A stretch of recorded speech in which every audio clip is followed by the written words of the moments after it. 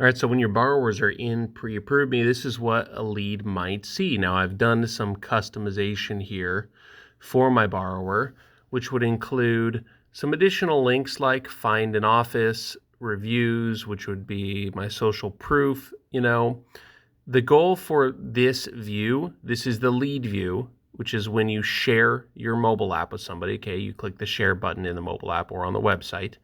The whole purpose of this view is to help convert those leads and hopefully drive them to click to apply for a loan. So then when they click that link, they get dropped into your loan application. They can fill it out, and you will now have the information you need to get them pre-approved. They will also have a suite of mortgage calculators. So by default, we provide the purchase, refinance, and affordability calculators. Here's just an example of what those look like. This is the refinance calculator where they can plug in their current information, plug in hypothetical new information, and see a proposed savings and payment.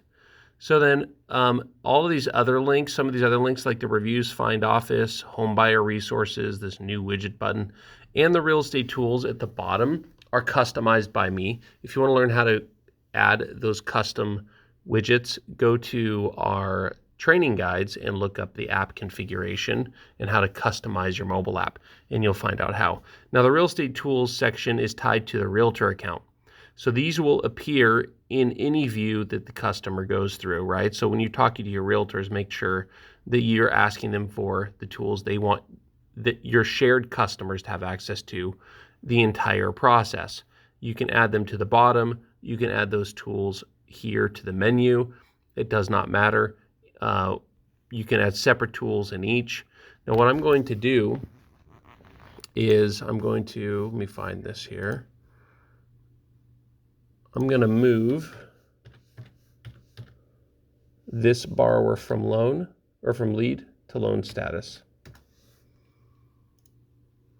And so you can see kind of firsthand what your clients are going to experience when they move from a kind of a non-qualified state to a qualified state. So we need to empower them with a different suite of tools. So I'm going to refresh the app here.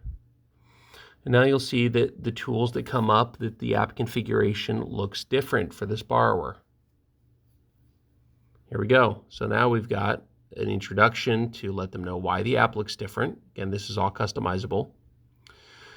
And now, instead of a generic set of calculators, we actually have our affordability calculator. So I can go in here and I can change the numbers, identify if I qualify based on debt to income, asset verification, etc.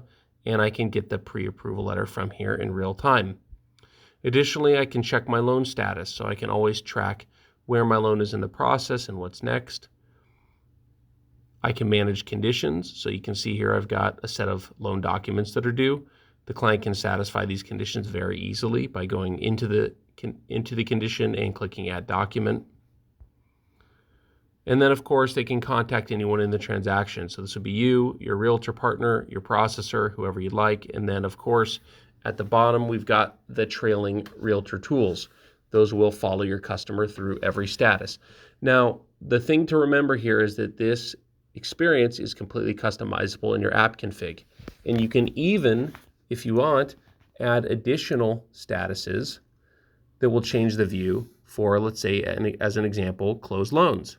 So I just changed my status to closed loan, and I made available a completely different experience.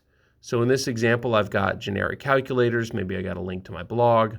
I've got a place where they can message me, or you maybe even tied in your home bot so that your clients can check the status or value of their home and see what refinance options are available. This is just the tip of the iceberg. We do a lot with credit repair. We do a lot with other statuses, and if you need a custom view or status built, feel free to reach out to us. Hopefully this helps you understand what your clients are going to see in the mobile app when they get in there. If you have any questions, of course, let us know.